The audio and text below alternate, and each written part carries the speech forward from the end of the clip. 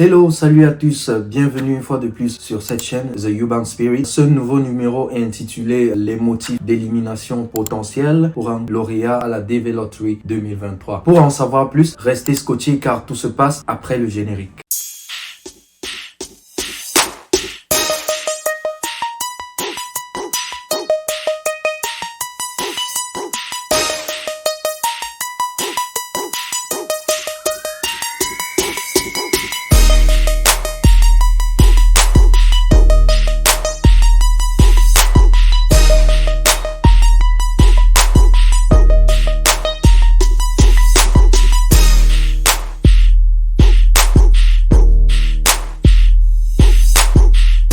Hello, welcome à tous et bienvenue une fois de plus sur cette chaîne. Welcome et bienvenue, ça veut dire la même chose. Anyway, les francophones et les anglophones se reconnaîtront. Bienvenue une fois de plus sur ce nouveau numéro. On pense généralement que le plus dur quand on joue à la loterie, c'est d'être sélectionné en fait. Mais la sélection, ce n'est qu'une première étape et il y a une multitude d'autres étapes qu'il faut franchir pour pouvoir obtenir le précieux sésame qu'est la green card. Dans ce numéro, je vais vous parler de 4 raisons principales qui peuvent pousser un candidat qui a été sélectionné pour la DV Lottery 2023 à être éliminé. Et mon objectif, c'est de ne pas faire une longue vidéo. Donc, si vous n'êtes pas abonné à cette chaîne, n'oubliez pas de marquer une pause et cliquer sur subscribe ou bien sûr abonnez-vous. Et n'oubliez surtout pas d'activer la cloche de notification pour être au courant quand je poste les prochaines vidéos. Si vous êtes abonné, n'hésitez pas à partager pour faire grandir la chaîne, quoi. Alors, le premier motif, c'est le mensonge. Le mensonge veut dire quoi? Le mensonge concerne, par exemple, votre situation matrimoniale.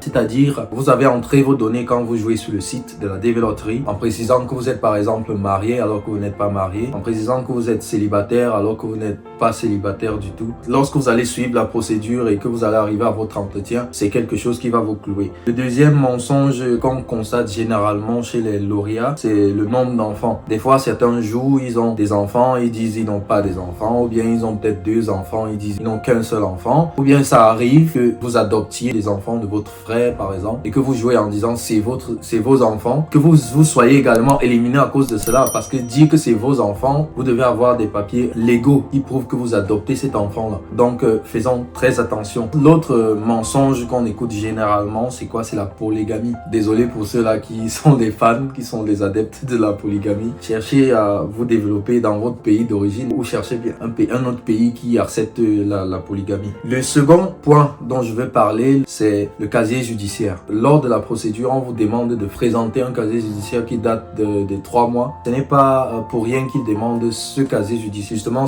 pour savoir si vous avez des antécédents avec la justice dans votre pays. On ne va pas quand même vous accepter dans un nouveau pays en sachant que vous êtes un mauvais grain, quoi. Si vous avez déjà eu à tuer quelqu'un par le passé, soyez sûr que ce sera cuit pour vous. Donc mieux ne pas suivre la procédure après que vous soyez sélectionné. Si vous savez que vous avez un casier judiciaire sale, mieux ne pas essayer. Le troisième point dont je vais vous parler, c'est l'éducation ou l'expérience professionnelle. Parce que les États-Unis, c'est un pays où il y a un système d'aide sociale pas assez développé comme le Canada qui est le voisin, mais qui est aussi important. Et généralement, dans ce processus de DV Lottery, le gouvernement n'aimerait pas faire venir aux États-Unis des personnes qui vont arriver et dépendre, être des charges publiques, c'est-à-dire arriver et s'inscrire au programme de soutien sociaux, que ce soit pour le soutien médical, pour le soutien financier, pour le soutien nutritif. Il existe des programmes d'aide sociale dans tous ces plans-là. C'est pour cela qu'ils imposent ce prérequis-là. Donc l'éducation, c'est-à-dire avoir au moins un baccalauréat. Dans le cas où vous n'avez pas un baccalauréat, vous devez avoir au moins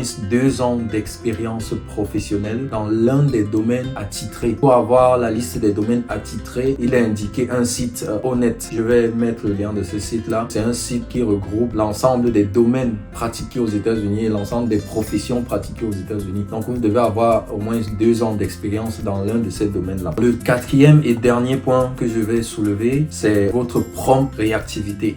Pourquoi je parle de prompte réactivité? C'est parce que j'ai eu beaucoup de cas sous la main, des personnes qui ont gagné à la DV Lottery, qui vont pas se souvenir d'aller regarder les résultats, qui ne sauront même pas comment regarder les résultats et qui regarderont les résultats peut-être quand il sera tard. Donc il y a ça, il y a des cas comme ça. Après avoir revu les résultats, si vous êtes sélectionné, la prochaine étape qu'il faut faire assez rapidement, c'est penser à réunir toutes les informations de votre formulaire qu'on appelle la DS 260. Je ferai une vidéo dessus plus tard. C'est un formulaire que vous allez soumettre après avoir été sélectionné pour faire part au KCC qui traite les dossiers d'immigration pour la DV de votre intérêt à suivre cette procédure-là. N'attendez pas 1 mois, 2 mois, 3 mois. Réunissez le maximum d'informations. Remplissez votre DS 260 et soumettez-la. Également, la prompte réactivité est appelée quand dans la procédure, il s'agit par exemple de checker votre email constamment de telle manière que si vous avez reçu une lettre du KCC par exemple pour vous demander des documents, pour vous programmer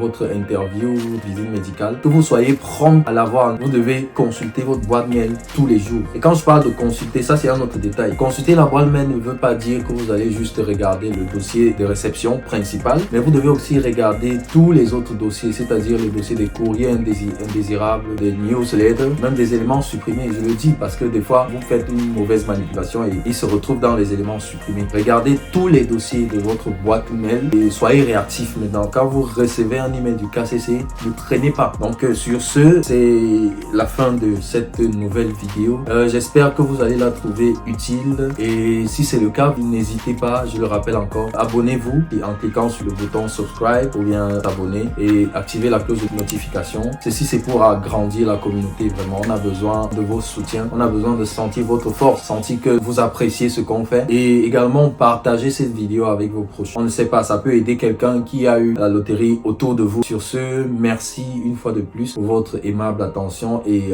à nous revoir dans la prochaine vidéo. Ciao, je vous aime. Bye.